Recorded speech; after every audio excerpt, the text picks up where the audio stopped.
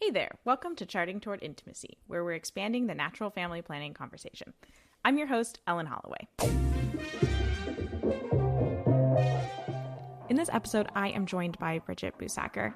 Bridget is the founder of an incredible online resource for all things natural family planning and fertility awareness-based methods called Managing Your Fertility. And links to that are in the show notes. Bridget and I discuss the issue of accessibility to natural family planning, as well as a couple other topics that kind of spring from that accessibility issue. So let's get started. All right, we are welcoming Bridget Busacker to the podcast today. Welcome, Bridget. Thank you. I'm so excited to be here with you, Ellen. I'm so excited to have you. Bridget, could you just start off with a little bit of intro to you and also your fantastic website? Yes, absolutely. So my name is Bridget Busacker. I'm founder of Managing Your Fertility, which is an online one-stop shop of NFP resources for women and couples.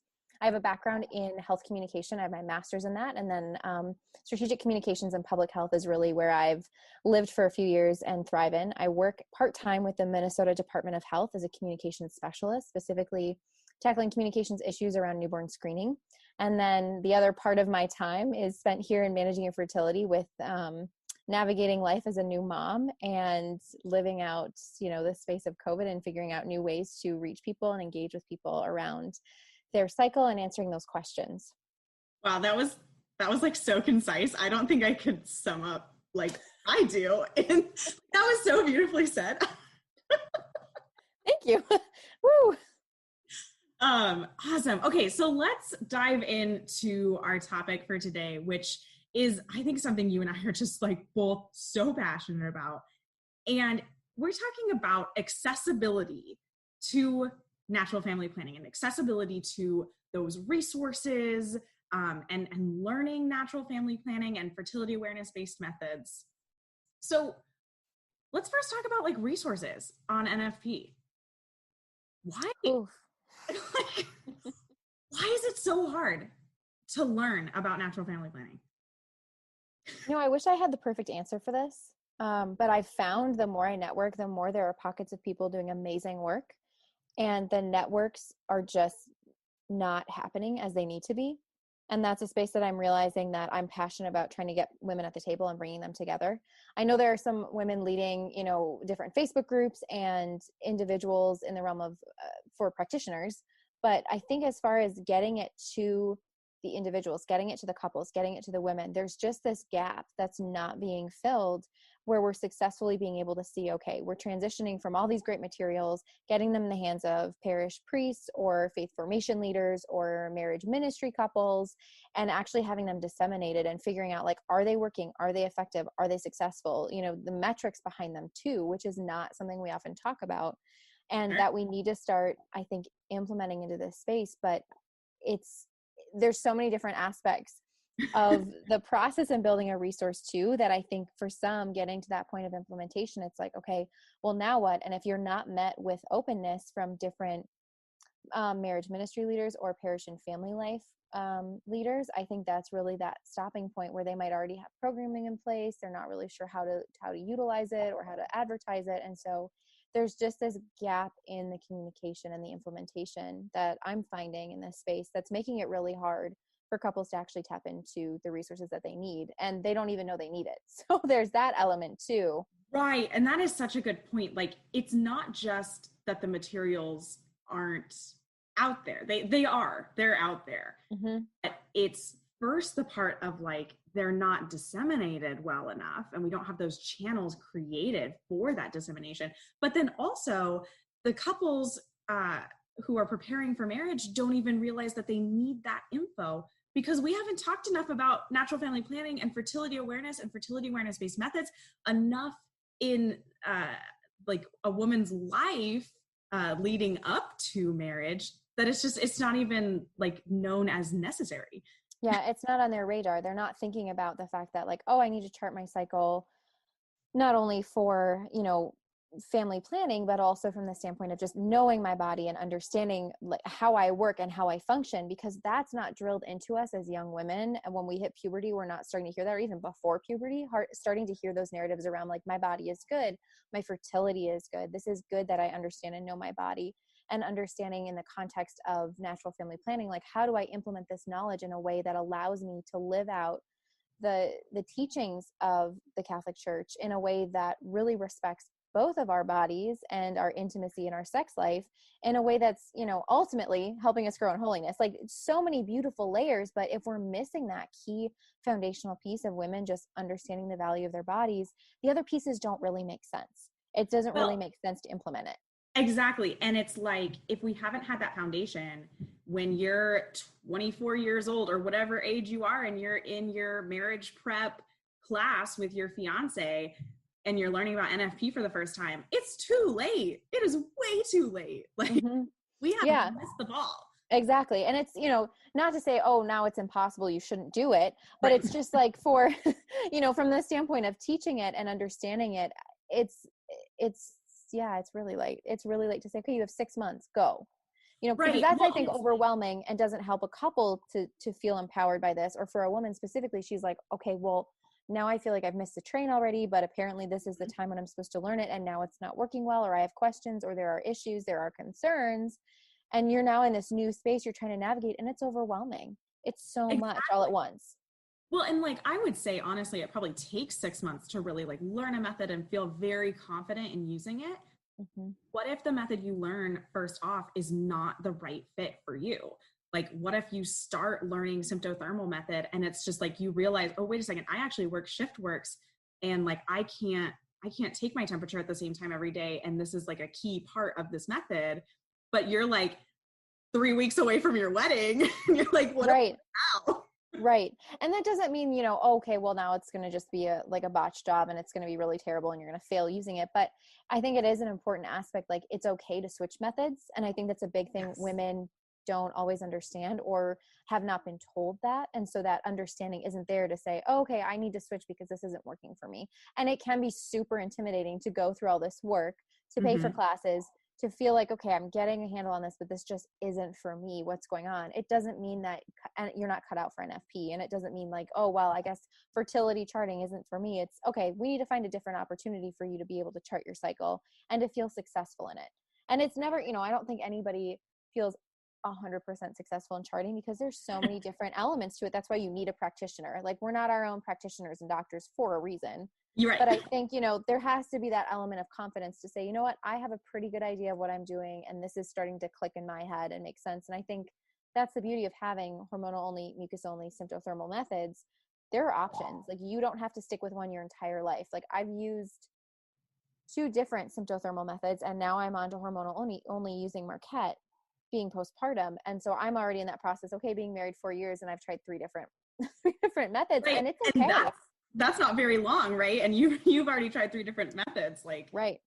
And I think for a lot of women, that's can seem, you know, relieving to hear, and also a little confusing. Like, wait, why are you switching around? It's like, well, I'm trying to listen to my body and my knowledge point to see, like, okay, yeah, this is working, and this is helping me feel confident and know, like, okay, I'm understanding what I'm reading here with my body and my charts, and I can take this to my doctor and have an idea of what questions I need to be asking and what I need to be learning.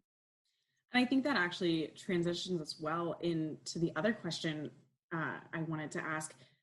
When you said, like, oh, switching a bunch of methods could seem concerning for some women, another point of concern is that cost factor. You know, it's not free to learn NFP. While some methods are like, once you've, you know, purchased the basic materials, there might not be any costs beyond that. Whereas other methods like require an ongoing cost. You know, what do we do about people where that cost factor is a serious barrier?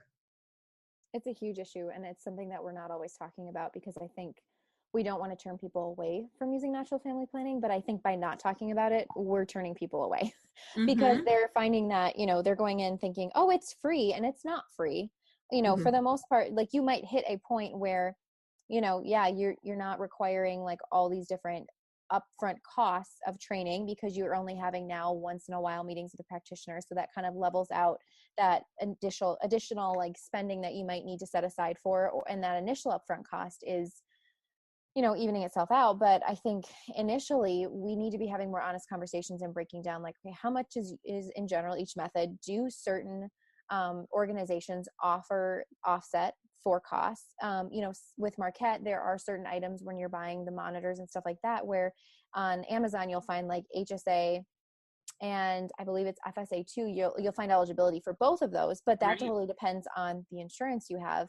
And it can require a lot of phone calls to see, does my insurance cover this or not? And it honestly just depends. You can't necessarily say insurance will never cover it, because it depends on coding. It depends on who you're working with. It depends on who you're covered by. So there are those elements to figure out too that just aren't really streamlined. And it's hard to make streamlined from the end of practitioners, because those are aspects that are always changing that we don't really have control over. But we can advocate for that change as much as possible. But the barrier with cost is real, and we have to talk about it. We need to figure out what are ways that we can help couples offset that cost. Like, what are ways? Is it a scholarship? As we chatted about before, is it some type of programming that's available, or archdiocese like putting together some type of help for couples financially for this? Right, exactly, because it's not about making NFP free to use. Like, there's a couple of reasons why that actually would be a terrible idea. First off, the instructors for the various methods go through hours, years of training.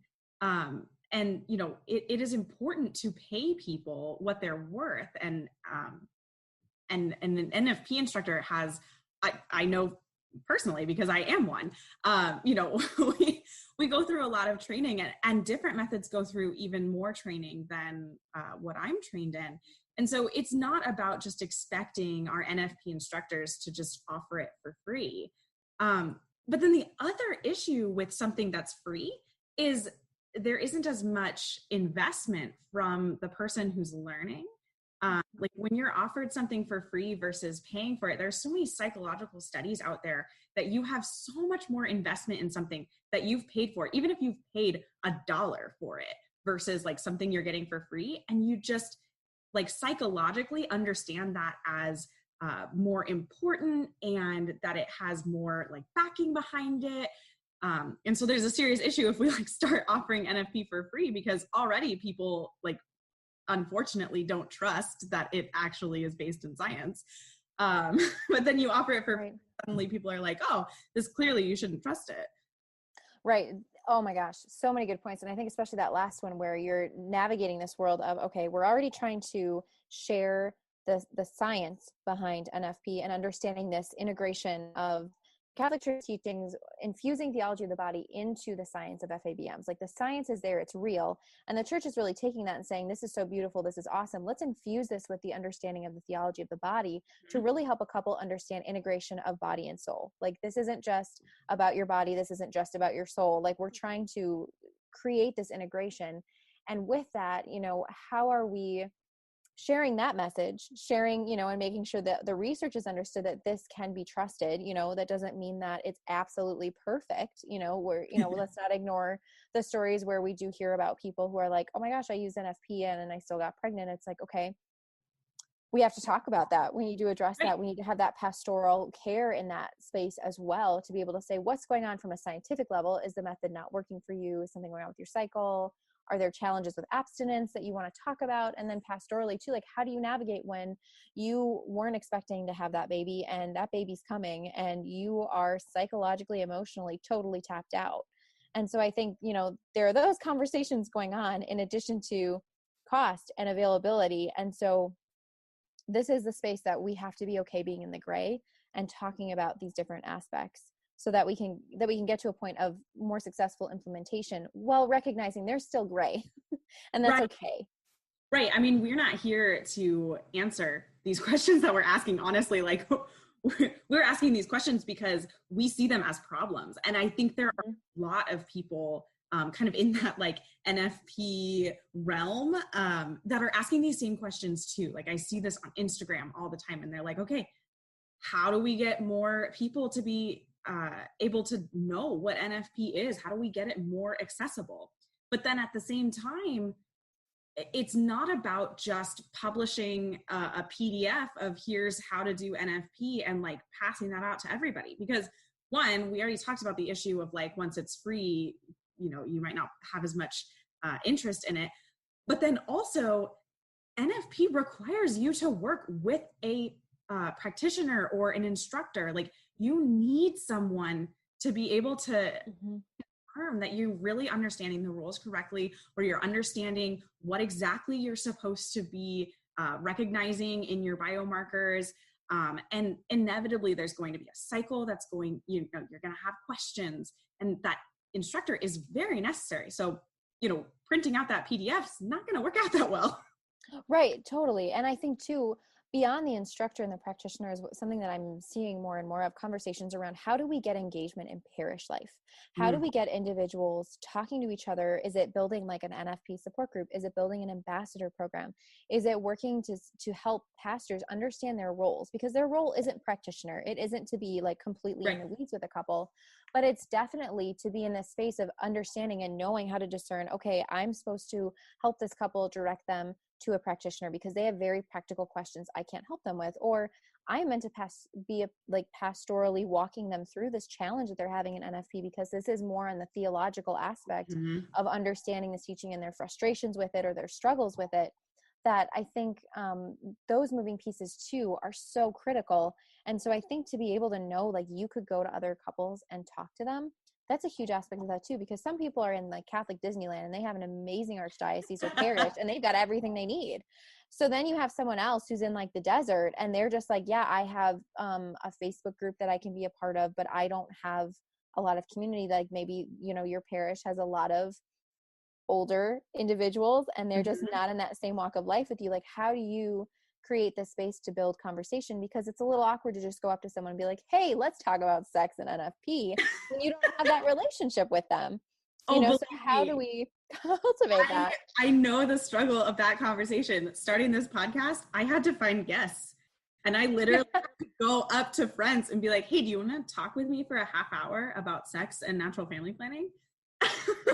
Exactly. I mean, that's like in and of itself, it's like, okay, well, I'm doing this for like ministry and like a business. This is good. I'm sharing. And then, you know, thinking about that is just a couple who's like, I am at a loss. This is not making sense. Or maybe it's making sense, but you're like, okay, this is good. I've got my practitioner, but like, is there another couple who's doing this? Like, do they have challenges? Do they struggle with this? Are they struggling with abstinence? Are like they struggling with these seasons where like it feels like freaking forever that I have to abstain? Or there are certain reasons that you just like need to talk about. And again, it's not to, you know, try to compare, contrast to see like, am I doing NFP the right way? But it's again, that the community that we need to be able to know like, okay, we're not in this alone. Like, we're on this journey and it's hard, and it's okay that it's hard. Like, there is beauty in the hardness too. And that, you know, depending on someone listening and they're in a really hard season, they're like, I'm not seeing the beauty, but thanks. But, thanks so much for saying that there's beauty, but I don't see it. Right. Like it can take a while. Like I think, you know, we've all been there and we'll be in it again. That's the thing too. It's a season. Bridget, if we were recording this episode about like 9 months ago, I would have been like, I am not seeing the beauty in this. I was like full-fledged postpartum, like couldn't understand my particular situation. Yeah. Feel you in that right now with Marquette. And it's a beautiful method and it's great, but it's taking a while for my brain to transition and learn. You know, I say this because people are like, aren't you like that NFP lady? Shouldn't you understand how this works? And it's like, I'm human. You know, this is a process. Like, this is something I have to learn too. And, you know, I'm right along with you. Like, okay, I've been doing symptothermal for like 2.5, 3 years. And now I'm doing Marquette and it's amazing, but it's a totally different way of thinking. Exactly. And so I'm emailing my practitioner all the time with questions, and it's great. I mean, it's amazing that we have them, because to DIY NFP is crazy. I'm just going to call it out. That is crazy. You know, I think what I want to challenge everybody listening to this podcast is, if you don't have someone else in your life that you can like chit chat NFP about, seek out that person or that couple. You know, my husband and I journey with a couple that is such a beautiful couple, and a beautiful relationship to be able to just like go back and forth on NFP with. And like, I can talk like girl to girl, my husband can talk guy to guy, or we can talk couple to couple. And so I just really encourage you, like, step out of your comfort zone, find that person. And if you can't find that person, like, send me an email. I'm happy to chit chat with you about NFP. I love it. I love it. I think that's a huge aspect of it, because I think without that friendship and that willingness to be vulnerable, it's just hard, and NFP is hard in and of itself. And I think sometimes it's just that courage to be the person to be vulnerable and reach out to say like, okay, I'm going to put myself out on a limb and I'm going to ask. And you know what? If the biggest thing you're getting is a no, it's a no. Like, it is okay to keep trying and keep asking. But I think more often than not, someone is just looking for that invitation because they're hoping for the same thing. Like, oh, I wish I had someone. And just to be able to have that friendship and that ability to share in this, it's a game changer. We have that as well. We have another couple that we talk to, and just being able to get real with each other in a way that, like, we're respecting our marriage, we're being thoughtful, we're not blasting, questions and information out everywhere, but it's just like, hey, like, can I talk to you about this? Or like, are you guys struggling with this? Is this hard for you? So to walk with each other in those seasons, and to pray for each other when you're like, I have no idea what you're talking about, but hey, it's probably coming. But I'm here for you, and so yeah. all the saints. So like, yeah, exactly. Exactly. Well, and I think honestly, I know we've diverged a little bit from talking about accessibility and NFP, but these conversations happening among the laity within your parish, this is what brings accessibility. Because if we make the conversations more accessible, then we make NFP more accessible across the board. Because the more you talk to person A is going to go talk to person B, and person B might actually get that, person who's very set in their ways in the like marriage ministry, who doesn't want to change things. That person might actually get them to change their mind and bring in some new resources. Yeah, I totally think so. And I think there's so many different avenues with the NFP world that I think to start with other people, to start in community, like you're saying, does help with the accessibility, does help to show need. And I think it shows leadership within parish and staff, especially those who are running marriage ministry, or maybe it's the priest, maybe it's your pastor who's, Sure. The one who's like trying to navigate it all, to be able to see that need coming from their parishioners, they're able to know what to potentially put more funding towards, or to put more conversation and maybe like a more formal work group towards, to recognize like, oh wow, people need this, I didn't know. And I think to be able to vocalize that to leadership helps to bring it up that next level to your parish. And then that may go to your diocese or your archdiocese, because they're saying, hey, we have all these needs, and maybe that parish doesn't have the funding or the people to help, but like it's getting that communication traveling. So then we start building connections, which I think are really challenged, or they're even missing in those networks that we need when it comes to NFP and the accessibility component, because otherwise we don't know what people need. So if we don't know what people need, we're just kind of stuck. We're just stuck in this space. If you feel like your parish isn't providing enough resources for NFP, it might just be because no one has asked for them. So maybe you need to step out and ask either that family life coordinator, or if it's the pastor of your parish, or whoever that person is, or maybe that person doesn't exist in your parish, and this is your call to step up into that role and like bring NFP to your parish and bring some resources and connect with instructors locally in your area. Or, I mean, this is the age of Zoom right now. Like, you don't even have to be local. That's like the beauty of this, in using all these online tools and being able to connect with individuals. I think it's really making a change in a lot of the ways parishes are engaging and interacting with parishioners, with small groups. And then, of course, with like the NFP world, like now we're having opportunities for individuals to work with practitioners online and just say, okay, I'm setting up your Zoom call. Like, let's go over, let's chat. And like, it's huge, because it's going to allow that accessibility component to open up even more. So if you're in an area and you're like, I don't have this instructor around me for 50 miles, like, I don't know what I'm going to do, you can Zoom somebody in, or you can find those methods that are now saying, hey, we're going to do online options too, which is huge.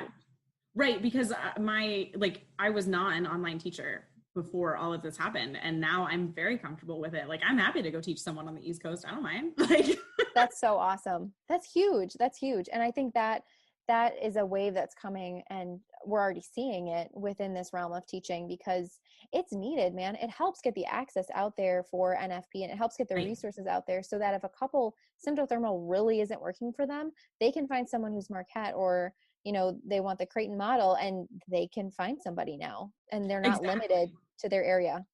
Right. Because like in my area, I haven't like come across a Marquette instructor, but a good friend of mine like needed a Marquette instructor. And so, you know, she's working virtually with an instructor, and it's been great. You know, like it's basically the same amount of communication she would have had otherwise, just via Zoom or text message or phone calls. It works great. I think it's an awesome space to be in. It's like telemedicine and telehealth. Yeah. Like, why not? Why not go and forge into this space and see what else we can do? Because I think if we're just getting stuck in like it has to be in person, we're limiting opportunities for women to be able to just feel comfortable to ask questions and set up a call and say, okay, I just want to learn more. Because to have to go through the work from an accessibility standpoint too, to be able to, you know, schedule in time. And then you have to figure out, you know, if you you share a car with your spouse or something, okay, when they get home from work, and then we have to find a babysitter. And then there's all these different factors that can impact cost for access to NFP. Right. So if you're able to say, okay, we're paying for the course, we're paying for the coursework, or maybe paying for the monitors, but we have an online instructor, here's our fee, we get to do it from home. Kids can be upstairs sleeping, and we'll schedule it later in the evening. Like, that's amazing. And that's just cut out a bunch of scheduling and cost issues that helps lower that cost for NFP, so that a couple does feel successful, that they can actually access it without totally breaking the bank, because that's real for people.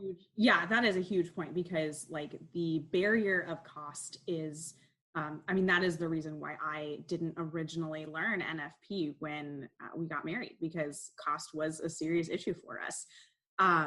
But that's such a good point that you mentioned. Like, it's not even, for a lot of couples, it's not even just the cost of the class. Like, maybe the class costs, you know, $175, but you've got, you know, 3 2-hour sessions over the next 6 weeks, and you need to have babysitters for that. You have to drive there. Like, you're adding so much cost onto that like this could turn into like a $500-$600 ordeal. And then on top of that, like, if there are costs for, you know, if it's a method that's symptohormonal and has a monitor to it, or other costs associated, like, I mean, you're getting way up there. Right. And I mean, what do we do about that? People can't afford that. There are people that cannot afford that. And I think sometimes we're missing that from the conversation. I don't want to say like every practitioner isn't thinking that. I think there are, like, for the individuals who are boots on the ground working with, you know, certain parishes or communities, they're seeing this in real time and they're like, okay, this isn't working. But I think a lot of times when NFP is promoted, it's not really promoted with individuals who have limited access in mind. And I think that's something that we have to work on. That's something that we have to address, because otherwise we're creating this really nice, beautiful, flowery thing that you do in your marriage. But at a practical level, if you know, it's not only stressful to think, okay, well, I don't know if I can afford this and I can get even access to this, but then am I a bad Catholic because like I can't prioritize this? So then am I a practicing Catholic? So then you're like, you're merging all these questions that someone has and creating stress factors that we need to be addressing on the back end when it comes to marketing and implementation, and figuring out like, okay, are we marketing this well? And are we actually offering diverse options to people so that they feel successful when they choose NFP, and that they can choose it freely, and they're not finding like they have to say no because they can't afford it, or they can't drive that far to a class, or whatever the reason might be, because there are many. Exactly. My dream would be to see a nonprofit organization that just exists, and like all it is it just gives scholarships to learn a method of NFP. And like, all you have to do is just apply and say, look, this is the method I want to learn. Like, here's the contact information for the instructor I want to learn from. And like, here's my name, you know, like, yeah, be like a super simple, process of like applying for the grant. And then like, you just like get this grant or scholarship, to like go learn the method that you want to learn. Like, here's the cost for the materials. And I mean, just wouldn't that be amazing? Because then we could take away that cost factor to the accessibility of it. Right. And I think that's the other piece of it too, is we're identifying like who needs the support and who doesn't. It's not like, oh, 100% of users all need scholarships. Well, no, there are some that don't, like, finances aren't an issue for them. There might be another barrier that they're experiencing, right. Whatever that might be. But it's like, to say that I don't think is like a total dream. Like, I think it's feasible, it's possible, and it's needed. If I just think if like we're doing it for schools and for other programming, like, why not consider NFP? Why not consider this as an area that we need to rethink and reimagine how that funnel works for the process of getting a couple from I'm in marriage prep to like now I'm learning NFP and now I'm implementing and practicing NFP in my marriage. Because I think that barrier, it's huge. It's huge for people. Well, and I think like, these kind of programs exist in the Catholic Disneyland, as you called it. Like, there are dioceses that have programs like that, and that's awesome. And there are parishes that have programs like that, and that's amazing. But my parish doesn't. Right. The rural parish down the road doesn't. Like, what are the parishioners there? Right. And I think you're asking really good questions that I don't have answers to, but I love brainstorming with you.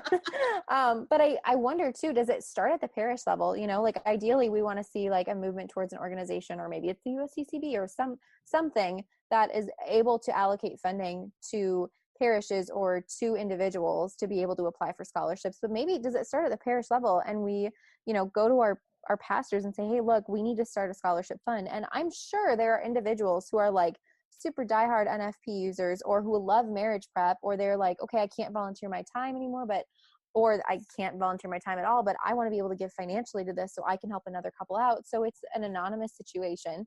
So there isn't this, weird dynamic at play, but would allow locally to serve your parish and to serve the people within that parish to feel like they have some type of support going on too, even if it's not that organization level, which I think would be great. That would be beautiful to see happen in every parish in the United States and in the world. Actually, we don't have to just say the United States. Yeah, I love that. Like, man, wouldn't it just be amazing if what the church taught us and told us to use, because it's wonderful, aka NFP, was easy to access for everyone. And it was an empowered choice and not a choice that was fraught with money concerns or location concerns or any of those other like questions that come up. If it was just like, yes, I want to learn this because this is good for me, this is good for my marriage, this is good for my spiritual life, and we were just all empowered.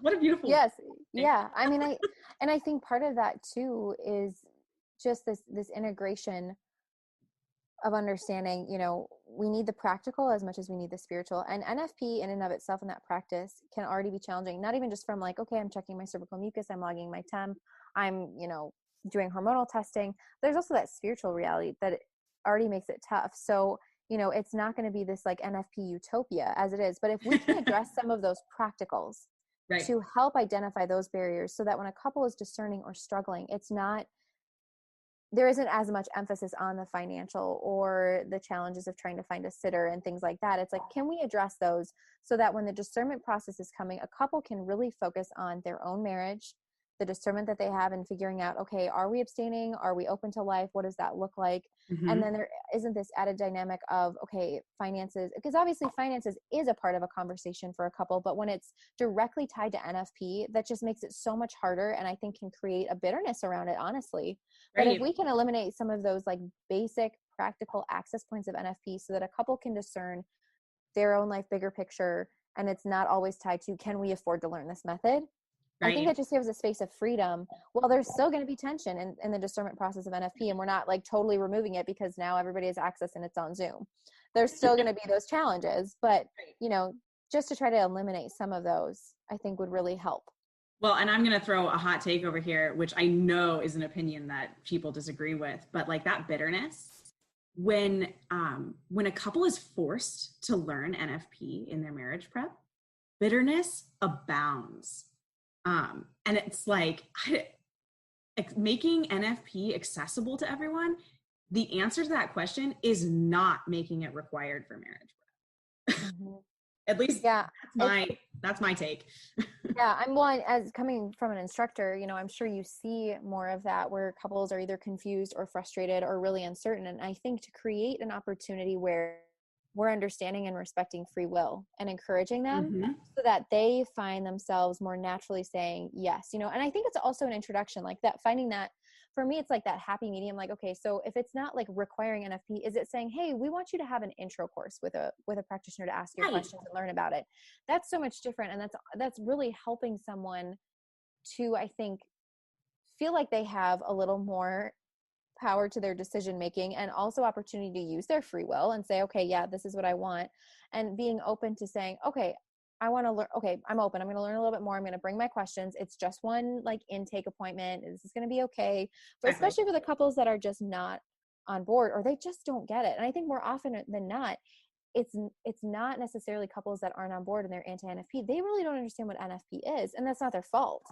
And so then they're being thrown in and like expected, here, you need to take this, it's required. And they're like, I don't know what this is. This sounds like voodoo magic. I'm sorry. What is this? I think I've seen it around the Instagram and Facebook world. Crotch astrology. Oh my gosh. It's not crotch astrology, everyone. No, just to clarify. Just to clarify, we are not on that side. But I mean, you know, it's real. I think these questions that people have, and then to feel like they're being forced into a particular method, like those are questions we need to be asking. And as much as people are like, oh, we need to require it because then it actually makes them like learn NFP, it's like, is it making them learn it, or is it just having them sit and creating this experience that they don't care about, they're now angry about, and when NFP comes up again, they're not interested, or they're triggered because they're looking back at a time when they didn't like it and it didn't do any good. And right. Yes, we can talk about virtue building and that, like, you know, we have to be humble and open and set aside our pride, but like some couples just aren't there. A lot of couples probably aren't there. You know, like you and me and those listening, like pride and humility are already really hard. And so I think to just try to like put it immediately on the spiritual level, it's like practically like we've got to meet people where they're at, and we have to give them an opportunity to choose NFP and not feel forced, or that like we're trying to paint it in this beautiful picture. So it's like, you have to choose it. It's like, we don't do that otherwise. We give people the truth. We do it lovingly, charitably, and we have ongoing conversations, and we hope and we pray that their hearts are open to this message and the beauty of NFP, because there is beauty in it, but we can't force it down their throats. Like it just doesn't exactly like it is not our job to force people to be holy. It is our job to introduce and to share our experiences and why we use NFP, why it's important in so many different facets. But it is not our job to force people to do anything. That's God, like God's got their plan set, right? He's asking us to send out the invitation. Mm-hmm. Exactly. It's an invitation to walk in holiness and to walk towards holiness and to grow in holiness to get to heaven. It's not something that we're just like grabbing somebody by the ankle and pulling them along as they've got like gravel coming up into their mouth. It's like, no way, we're not doing that.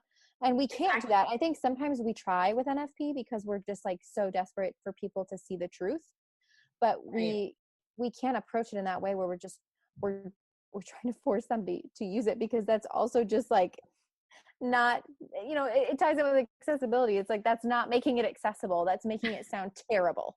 Exactly. And that's not helping people.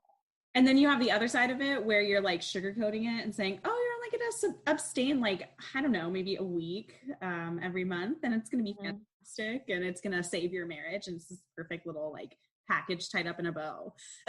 Right. And it's not like everybody is different. Every cycle is different. Every couple is different. And if you're in the wild west of postpartum, shoot, you might be seeing a few months of abstinence. And if that scares you, well, you know, that's just the truth of it. And like, that doesn't mean that that's true for everybody's body, but that happens for some people as they're learning and trying to figure it out.